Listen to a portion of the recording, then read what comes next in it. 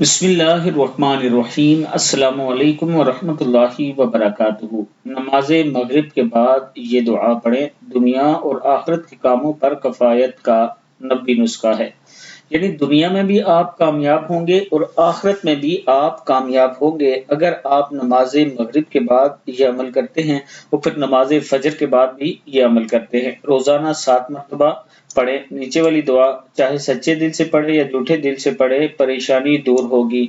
دعا ہے بسم اللہ الرحمن الرحیم، حسبی اللہ لا الہ الا ہو علیہ توکلت وہو رب العرش العظیم۔ حسبی اللہ لا الہ الا ہو علیہ توکلت وہو رب العرش العظیم۔ اللہ تعالیٰ ہی مجھے کافی ہے، اس کے علاوہ کوئی عبادت کے لائق نہیں، اسی پر میں نے بھروسہ کیا اور وہ عظیم عرش کا مالک ہے۔ جو شخص صبح کے وقت یہ دعا 7 مرتبہ پڑھ لے تو اللہ تعالیٰ اس کے دنیا اور آخرت کے کاموں میں کفایت کرے گا۔ مذکورہ دعا چاہے سچے دل سے پڑھے یا جھوٹے دل سے پڑھے، پریشانی آپ کی دور ہو جائے گی انشاءاللہ۔